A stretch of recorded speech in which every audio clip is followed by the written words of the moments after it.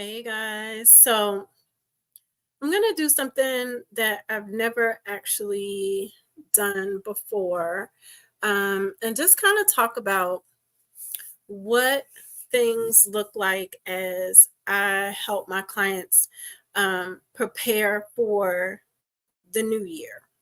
So we're preparing for 2025 right now. We're in 2024, but I'm gonna record this and this will suffice for any year that we are preparing for. So, we're getting into what I call the holiday corridor. So, that is basically all the time after, like between Halloween and basically Valentine's Day. We have just back to back holidays during that time. So we start out with really coming off of Labor Day and wrapping up um the summer.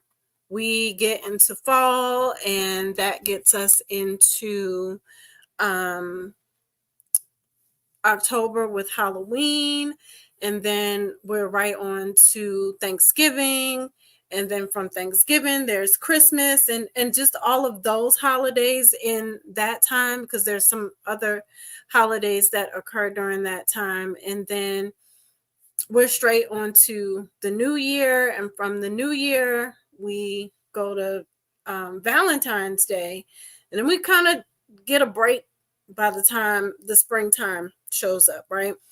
But we are back to back. And in this time, there's a lot of like new year, new you, like prepping for all of this newness, right? Because with these holidays, there's like this whole space of like family togetherness, whether your family's toxic or not, and just all of these epiphanies, right? That are supposed to occur. It's like, oh, I've gotten through this year. Oh my goodness, I've gotten through this year. We have all of these ideas and things that occur because, in retrospect to looking through how we got through the year. And so we get to this period where we have less sunlight, sun setting earlier. Um, people are not on breaks anymore for like summer break and things like that. And we get to a point of it's hibernation. That's that's what we get into. I mean, because things are slowing down. You got the leaves coming off the trees. It may be darker, the weather's colder, and so people just kind of slow down. We're not moving as fast, if we're moving at all, right? Because those cold weather um, illnesses and things like that start to kick in. You got seasonal affective disorder. You have all these things that are happening that kind of puts us in a slower mode and puts us in like this hibernation mode, right? And when you're sitting still, that's when you start to think like, did I get myself together? Do I have this on point? Have I done blah, blah, blah, blah, blah? Right? We start to think about all of those things. Did we did I do all the things this year? Like we just start to think of the year in culmination for everything that's occurred. And we may or may not be happy with whatever comes up for us.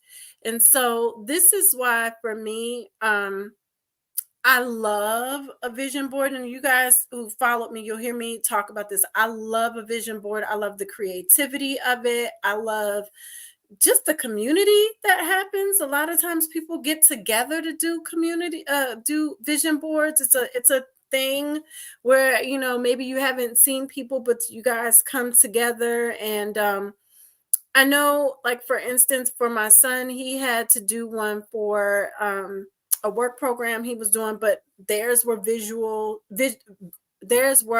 virtual. And so we put something together for him on Canva that he could put on his phone screen. And so there's all these different ways to do it and make them digital, things like that. But ideally, as I'm working with clients, I don't hear anybody talking about what they put on their vision board in September. I hear people talking about goals. I hear people still wanting to hit their goals and achieve their goals. But we're not talking about that that prompt. We're not talking about the things that prompted us towards the top of the year. We're kind of, it's like, oh, well, let me pick this up, or I remember thinking that I wanted to do this, but I didn't quite get there. So it's almost like a race where you start throwing things on your plate and saying that you're going to do certain things by a certain time, and you feel like this crunch time, right? Because you're not outside as much and things like that. And so there may be a space too where you are maybe trying to hit the larger goals. It's like, well, there's like this sense of time is running out. I'm not going to have enough time. I got to get this done by this time. And that can be really hard on people. That can be really a space where you set yourself up for failure. Um, and so what I propose is that definitely do your vision board if you are a visual person and if that is helpful. Definitely put on that vision board all the things that you would like to achieve during the year. What I typically have my clients do is we're working on full moon, new moon, right? We're working, because you can't avoid the full moon. You see the full moon every every month. It's something you can't avoid seeing. So just at the bare minimum, when you see that full moon, just say, hey, like that's the time to just kind of check in with yourself on your goals. If you're keeping track of when the new moon is, that's a good time to just like reassess your goals every month. Now, what I start doing is I start working with clients in September, October. So we can start to look at the year ahead coming up. Some people work on like a 5-year plan, some people work 2 or 3 years. All of those are fantastic. I try to break things down for people to work in spaces that are palatable and spaces that feel kind of realistic and doable. Because if anything, you know, you had COVID, everybody's plans were out the window. Like all the things that you thought you were going to do, it doesn't happen. And so life can throw us for a loop. And so what I typically do is around October, I create what's called a grimoire. And a grimoire is simply, I call it like your book of secrets. It's your book of life, right? Probably around like 13, 14, I started journaling and making sure that every year on my birthday, I went and I got a brand new journal and I would write out everything that I wanted to happen for the year and, keep track of the things that happen.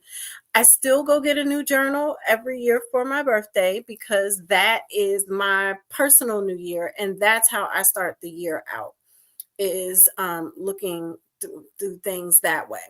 What I like to do is I do what we call a year ahead spread. And so what we'll do is we'll look with Oracle cards, and we have one for each month. And there's one card that's a focus card. So you get 13, right? And then you get a message for each month. And we do that as a session. It's recorded. You can go back to it at any time during the year. And what I typically do is I sit down at the top of the month and say, okay, this was the oracle for September. Here's where I can kind of focus. The key with this is that some of the oracle meetings and things, you may see them a month ahead, and that's fine. But the whole point is to help keep you as focused as possible and help you kind of guide and navigate the year. Now, folks who do their year ahead, they also check in with me throughout the year. And it's like, because things change, free will, just the way that the world is moving. Some of your decisions may have made some things move in a different direction. And so people check in. What I love is that oracle is always still on point. People are always like, yeah, I can still see where all of this stuff comes together. So I do that. But then what I started doing was I started adding it to a grimoire. And so you get this personalized book. It's a personalized journal. I buy different ones every year, and they're all extremely ornate. I handwrite your oracle information in your grimoire, and of course leave the latter half for you to take notes and just kind of record what happened in your year. Your natal chart also goes in your grimoire, because I look at that and look at some key points for you to focus on throughout the year. This journal is given to you as a point of reflection and personal development. It's something that you can continuously refer to throughout the year. Very vision board, right? So it's something that you can pick up, and it'll encourage you to like, oh, I need to go back, I need to journal, I need to write this down, I need to check in with this, because you have all these things written down in there for you. So we start looking at the year ahead by like September, October, basically because a lot of things that come into play, especially at the top half of the year, we're already seeing them in the latter half of the year. Like stuff that's gonna come into play for you in January, February. We're not waiting for those months. Like once you get to that month, that energy is already there. A lot of people see what we're talking about, what we've forecasted for January and February. They're like, oh, I'm already there now. Okay, boom. You can start to guide. You can start to take inventory. You can start to remove whatever needs to be removed. Does January look like what you want it to look like? Well, if it doesn't, start working on it now. We don't wait for the new year to start working on the new year. We start working a couple months early. So you'll see me start to open up for the grimoires. You'll see me start to open up for the year ahead spread. I like to do those early because also December is my birthday month. And so I like to slow down and do my own self-reflection every year around that time. Plus, I have birthdays in my household. It's more than one birthday during December. So I like to take that time to really take a rest after the whole entire year. So we're working on 2025 in September, October, and November. You're going to hear me post a lot about that. You'll hear me post about the natal charts. The natal charts, if you have not gotten one done, this is something that I definitely suggest you do. Now, I'm a huge fan of pattern, huge fan of cosine, but I will be very clear. CoStar. CoStar does not put your whole chart in there. CoStar puts your personal planets, and it tells you what houses have any additional energy. So a lot of times I'll post things and people will be like, well, my third house doesn't have any sign. No, every house, all 12 of your houses have a zodiac sign assigned to it. It just may not have an additional energy. It may not have like an additional transiting planet, and that's okay. So it's not that it doesn't have a sign. So I like to make that clear because people always want to join in the conversation that I'm having about natal charts, and they're like, but mine doesn't have it. It's like, no, it does have a sign. You have a whole complete chart. That's why your time of birth is important. And so I just wanted to kind of like talk about this a little bit and how I start to get us together for the new year, because I don't like to wait. I don't like to, I want you guys to hit the ground running. Um, and be prepared as possible for the new year. I like you guys to already know what is coming up for you and not feel so jarred or surprised. Even when there are things that come up in the oracle that are just like, oh, this looks like it's going to be a little bit more of a work year. Some people have years where it's like have fun, relax, go breathe. Some people have years where it's like, now you got to really put in the work this year. Whatever the oracle comes up for you, where things are concerned, I want you guys to just feel prepared and feel empowered to say, you know what?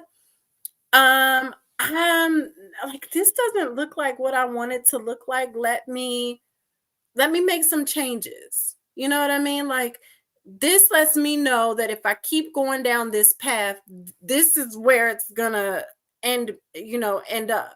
And so it doesn't have to be that way.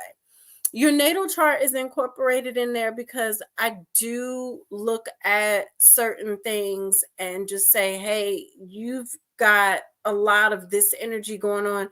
This is where you need to expand. Like, because the oracle pulled this for your year, looking at your natal chart, there's some spaces where you haven't expanded into some energy that can help you with that. So when we're talking about your head, it's a lot of shadow work, but it's in a space where you can kind of do some of the shadow work yourself. I open up for a lot of shadow work towards this time of year as well, because I don't want you feeling pressure to have to work on things just because it's a new calendar year. I want you to feel like, okay, I've already been going into this. Plus, I like people to feel as prepared as possible going into the holiday corridor, because the honest to God truth is you may be at family functions with people that you have not dealt with all year. Like, you chose to not fool with these folks all year, and then you got to go to Big Ma's house just to go grab a plate and show your face so people don't think you acting funny, and you actually have a cousin or two that you like, so you want to show up to grandma's house, but there's a couple people you don't want to deal with because they always acting funny, because they're toxic, because they always start an argument. This is what shadow work is for. How do I prepare myself to go into these spaces with people that I don't typically deal with all year? Like, I like you guys to be ready, because I promise you, for the past few years, people are in a panic around Thanksgiving and Christmas when they actually get to the house and they're like, oh my gosh, I feel frazzled. I don't feel like I have the tools that I need to make it through this holiday, and I'm here. So I like to get you guys prepared ahead of time. Remember, mental health is proactive and not reactive. There's certain spaces where we do have to react and we can just do what we can do during that time period. But a lot of this is proactive. If you would just kind of get on top of things ahead of time, you would feel more empowered, you'd feel more confident, and you'd feel like, okay, I have a handle on this. Even though stuff is hitting the fan, even though things are going left, I feel like I can still manage. And that's what I want for you guys when you're working with me. So, natal charts, shadow work, 2025 year ahead. Let's get working, guys. Let's get ourselves ready as much as possible. I have the tools for you. Definitely want you guys to tap in. Make sure you email me. It's 3L Love Light Lucid, LUCID, at gmail.com if you have questions, or you can hit me up on Instagram, Love and Fairy Magic, FAERY, and just kind of ask me questions. My link tree is also there where you can just check out podcast episodes and things of that nature. But Y'all, are you ready for the new year? Let's get ready.